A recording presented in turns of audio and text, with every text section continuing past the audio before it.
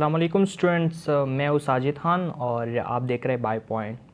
Students, previous lecture के अंदर हमने पढ़ा था कि जो बायोलॉजी के अंदर कितने ऑर्गेनाइजेशन होते हैं और इसके लेवल्स, मुख्तलिफ लेवल्स हमने डिस्कस किए थे। तो आज के लेक्चर में हम डिस्कस करते हैं कि जो क्लासिफिकेशन सिस्टम होती है मुख्तलिफ किस्म के ऑर्गेनिज़म की, तो इसको हम स्टडी करते हैं आज के लेक्चर में। तो स्टूडेंट्स, जैसे कि हम जानते हैं कि जो हमारे अर्थ पे बहुत किस्म के ऑर्गेनिज़म रहते हैं और बहुत ज़्यादा तादाद इसकी पाई जाती है। साइंटिस्ट ने अभी तक जो है वो इसकी सही तादाद मालूम नहीं की है। अभी तक जो है 2 मिलियन काइंड्स ऑफ ऑर्गेनिज़म अभी तक डिस्कवर हुए, जिसमें से 0.5 काइंड जो है वो प्लांट्स की और ये 1.5 मिलियन जो है एनिमल्स को डिस्कवर किया है। तो ये जो है एक स्मॉल परसेंटेज है जिसने इसको डिस्कवर किया है। अभी तक इसकी सही तादाद मालूम नहीं है। बहुत large quantity of organism present है हमारी अर्थ पे। तो वक्त के साथ साथ इसकी तादाद बढ़ती गई। सबसे पहले तो इतनी तादाद डिस्कवर नहीं हुई थी ऑर्गेनिज़म की, तो इसका स्टडी करना बहुत इजी था। तो वक्त गुजरने के साथ साथ इसकी तादाद मुख्तलिफ तरीक़ों से जो है डिस्कवर किया न्यू ऑर्गेनिज़म को, तो इसकी तादाद बढ़ती गई। तो अब इसको थोड़ा स्टडी करना मुश्किल हो गया था। तो साइंसदानों ने ये ज़रूरत महसूस की कि इसको मुख्तलिफ़ कैटेगरीज़ के अंदर मुख्तलिफ़ बेसिस पे इसको डिवाइड करें। तो अच्छा, हम कहते हैं कि क्लासिफिकेशन हम किसे कहते हैं, तो सबसे पहले हम क्लासिफिकेशन के बारे में जानते हैं। तो क्लासिफिकेशन जो है एक ऐसे प्रोसेस है जिसमें हम ऑर्गेनिज़म को ग्रुप्स और सब ग्रुप्स के अंदर डिवाइड करते हैं। किस बुनियाद पर हम इसको डिवाइड करते हैं मुख्तलिफ़ ग्रुप्स के अंदर, तो इसकी जो सिमिलरिटीज़ होती है एक दूसरे से, जो यकसानियत होती है, या इसके बीच जो डिफरेंसेस होते हैं, जो फ़र्क होता है, इसके बेस पे हम इसको डिवाइड करते हैं मुख्तलिफ़ ग्रुप्स के अंदर। तो इस लेक्चर में हम मुख्तलिफ़ किस्म के जो क्लासिफिकेशन सिस्टम थे जिसकी बिना पर ऑर्गेनिज़म को मुख्तलिफ़ कैटेगरी में डिवाइड किया गया, तो इस लेक्चर में हम ये पढ़ेंगे। तो सबसे पहले हम बात करते हैं जो अरिस्टोटल सिस्टम ऑफ क्लासिफिकेशन, इसको हम पढ़ेंगे। तो इसने जो है अरस्तु जो है उसने ऑर्गेनिज़म को on the basis of habitat इसको डिवाइड कर दिया। जो हैबिटेट और जगह, इस जगह को कहते हैं जहाँ पे एक ऑर्गेनिज़म रहता है और अपनी लाइफ साइकिल को कंप्लीट करते हैं, तो इसको हम हैबिटेट कहते हैं। तो इस बिना पर इसने जो है वो ऑर्गेनिज़म को डिवाइड किया और मुख्तलिफ कैटेगरीज़ के अंदर तकसीम किया। अच्छा, इसने ऑर्गेनिज़म को 2 ग्रुप्स में तकसीम किया। उसने ऑर्गेनिज़म को 2 ग्रुप्स के अंदर तकसीम किया, और एक ऑर्गेनिज़म है तो इसने जो है एक जो है प्लांट्स और दूसरा जो है वो एनिमल्स, प्लांट्स और एनिमल्स के अंदर इसको डिवाइड किया। अच्छा, इस सिस्टम के कुछ एडवांटेज तो थे। इस दौर में बहुत अच्छा खासा अहमियत का हामिल था ये क्लासिफिकेशन सिस्टम,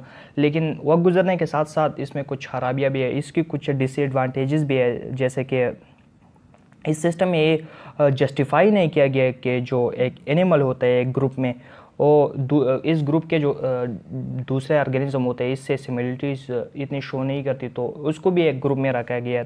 फॉर एग्ज़ाम्पल जो है जो फिश होती है या टर्टल जिसको हम कछुआ कहते हैं, वो दोनों पानी में रहते हैं, लेकिन इसके अंदर बहुत से डिफरेंसेस है, तो इसको भी एक ग्रुप में रखा गया था। इसी तरह ये तो था अरिस्टोटल का जो क्लासिफिकेशन सिस्टम। नेक्स्ट हम पढ़ेंगे कि जो classification based on physical character, जो फिज़िकल कैरेक्टर्स होते हैं इसके बिना पर जो ऑर्गेनिज़म को हम क्लासिफाई करते हैं। तो इसके बाद जो है साइंटिस्ट ने ऑर्गेनिज़म को on the basis of their physical character इसको डिवाइड कर दिया। तो इस सिस्टम के अंदर हम देख रहे हैं कि जो ये डायग्राम आप देख रहे हैं, तो इसके अंदर एक ऑर्गेनिज़म जो होता है, तो इसको हम मुख्तलिफ़, इसको सबसे पहले जो है ये प्रोकैरियोट्स एंड यूकैरियोट्स में डिवाइड किया गया। प्रोकैरियोट्स वो ऑर्गेनिज़म होते हैं जिसके अंदर मेम्ब्रेन बाउंडेड जो ऑर्गेनेलीज हो प्रेजेंट नहीं होती, इसके अंदर एक वेल डिफाइंड न्यूक्लियस मौजूद नहीं होती, और मुख्तलिफ इसमें माइटोकॉन्ड्रिया हो, जितने भी मेम्ब्रेन बाउंडेड ऑर्गेनेलीज होते हैं वो प्रेजेंट नहीं होती। इसी तरह यूकैरियोट्स के अंदर मेम्ब्रेन बाउंडेड जो ऑर्गेनेलीज होती है वो प्रेजेंट होती हैं। तो प्रोकैरियोट्स के अंदर हम किंगडम मोनरा को जो है वो डिस्कस करते हैं। मोनरा अच्छा, यूकैरियोट्स को फिर आगे जाके उसने 2 कैटेगरीज के अंदर डिवाइड कर दी, और वो कैटेगरीज थे यूनिसेलुलर एंड मल्टीसेलुलर। अच्छा, हम यूनिसेलुलर हम किसे कहते हैं? यूनि का मतलब है वन। तो यूनि जो है वो इसके अंदर इस ऑर्गेनिज्म के अंदर सिंगल सेल्स होते हैं, एक सेल होता है। इसके अंदर क्या आता है? इसके अंदर प्रोटिस्टा की किंगडम आती है। तो अच्छा, मल्टी सेलुलर किसे कहते हैं? मल्टी का मतलब है मैनी। सो इसके अंदर मैनी सेल्स होते हैं, डिफरेंट बहुत से सेल्स होते हैं इसके अंदर, इसको हम मल्टी सेलुलर कहते हैं। आगे से मल्टी सेलुलर को भी जो है वो 2 कैटेगरीज के अंदर इसको डिवाइड कर दिया गया। तो इसको 2 कैटेगरीज में इस तरह डिवाइड करके जो सिलवाल जिस ऑर्गेनिज्म में सिलवाल्स होती है इसको अलग कैटेगरी में रखा गया, और जिसके अंदर सिलवाल मौजूद नहीं होती इसको दूसरे कैटेगरी में रखा गया। आगे से हम देखते हैं कि जो सिलवाल जिसके अंदर नहीं होती है तो उस ऑर्गेनिज्म को किंगडम एनिमेलिया में रखा गया, जो एनिमल्स की जो किंगडम होती है इसमें रख गए। आगे से जो ये कैटेगरी नंबर 1 है जो सिलवाल इसमें के अंदर होती है, तो उसको आगे जाके इसको फिर 2 कैटेगरीज के अंदर डिवाइड कर दिया गया। तो इसके अंदर जो एक कैटेगरी आती है डोंट परफॉर्म फोटोसिंथेसिस, जो फोटोसिंथेसिस के प्रोसेस को परफॉर्म नहीं करते, इसको हम एक कैटेगरी के अंदर रख देते हैं, इसको कैटेगरी नंबर 1 भी कह सकते हैं। और दूसरा जो कैटेगरी है इसमें ऐसे ऑर्गेनिज्म को डाला गया जो फोटोसिंथेसिस को परफॉर्म करते हैं, लाइक SMLG होते हैं और प्लांट्स वगैरह, इसको कैटेगरी नंबर 2 के अंदर डाला गया। अच्छा, जो कैटेगरी नंबर 1 के में हमारे साथ आता है फंजाई, और जो सेकंड नंबर कैटेगरी जिसके अंदर फोटोसिंथेसिस परफॉर्म होती है तो इसको हम किंगडम प्लांटी के अंदर डालते हैं। तो ये था on the basis of some physical characters. और तीसरा नंबर जो लेटेस्ट जो सिस्टम है क्लासिफिकेशन लेवल की, इसको रॉबर्ट विटेकर ने जो है वो सबसे पहले जो है वो ईजाद किया था।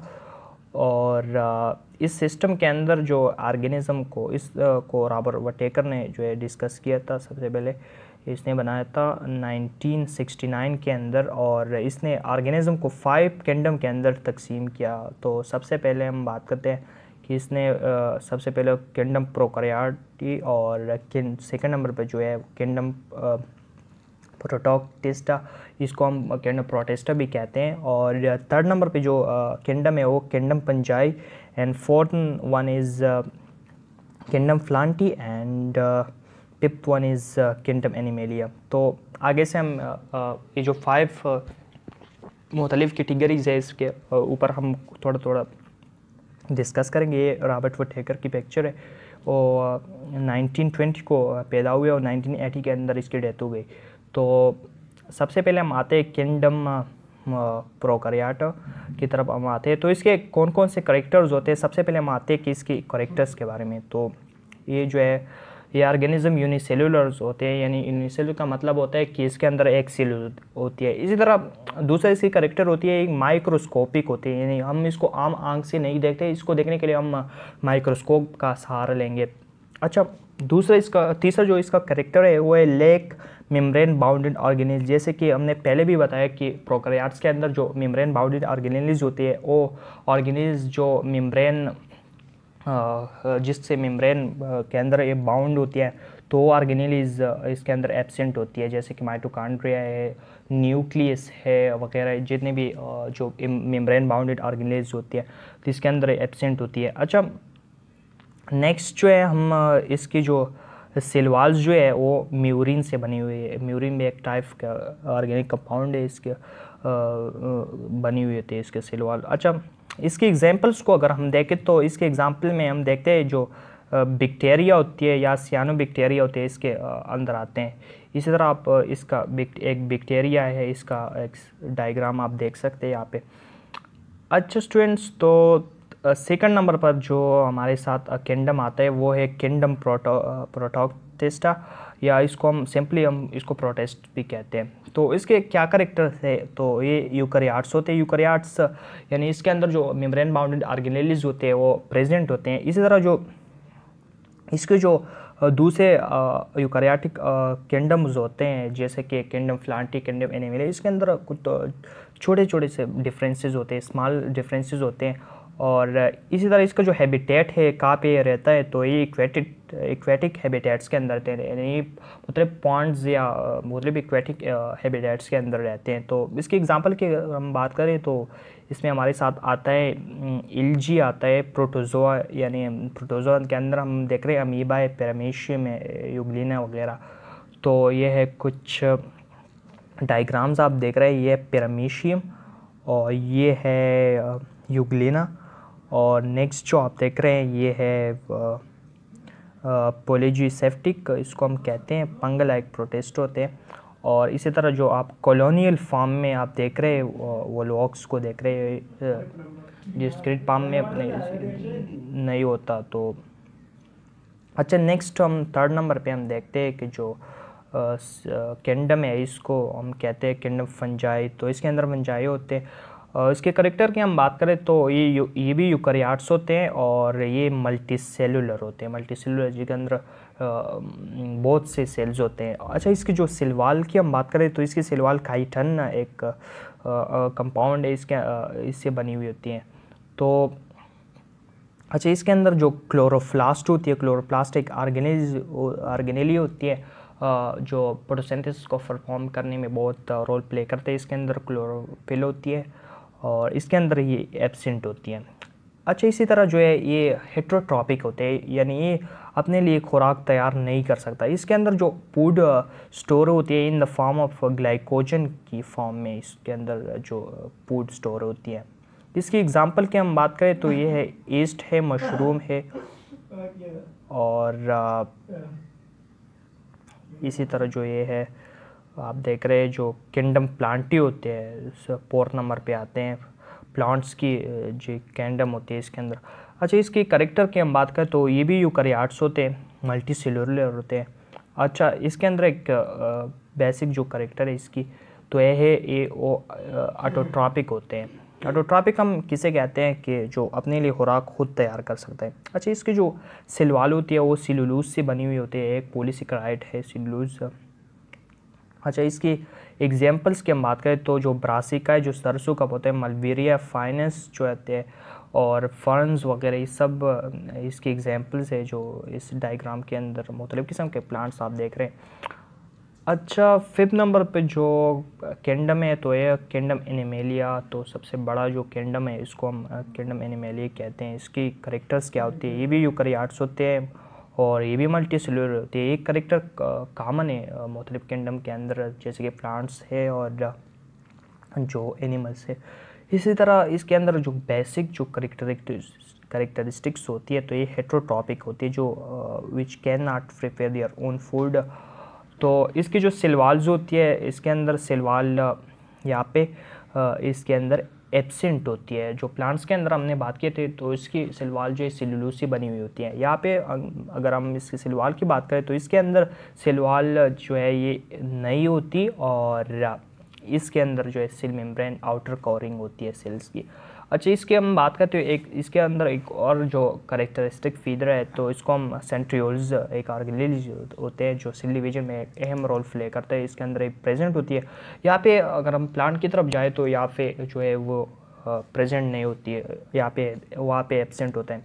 अच्छा, इसके अंदर जो है वो फूड किस फॉर्म में स्टोर होता है, यहाँ पे भी ग्लाइकोजन के फॉर्म में इसके अंदर जो फूड स्टोर होते हैं। अच्छा, इसको मेजर ग्रुप्स के अंदर हम एनिमल्स को डिवाइड करते हैं। तो किस किस बेस पे on the basis of vertebral column के तौर पर हम इसको जो है क्लासीफाई करते हैं। तो जो ऑर्गेनिज्म होते हैं जिसके अंदर वर्टिब्रल कॉलम यानी रेर की हड्डी होती है इसको हम वर्टिब्रेट्स कहते हैं, और जिसके अंदर ये हड्डी मौजूद नहीं होती, वर्टिब्रल कॉलम मौजूद नहीं होती, इसको हम इनवर्टिब्रेट्स कहते हैं। तो इसकी एग्जांपल की हम बात करें तो इसके एग्जांपल में जेली फिशेस है, इंसेक्ट है, मुख्तलिफ़ किस्म के हशरात होते हैं, फिशेस होते हैं, स्नैक्स होते हैं, बर्ड्स और ह्यूमन बींग्स है, ये सब एनिमल्स के कैटेगरी में आते हैं। तो स्टूडेंट्स, आज था हमारा कुछ discussion. So thanks for watching and like this video and ask your question in comment box and also share this video. So thanks for watching and take care and goodbye. Hey there. Subscribe to my channel and also press this bell icon so you can get latest video notifications.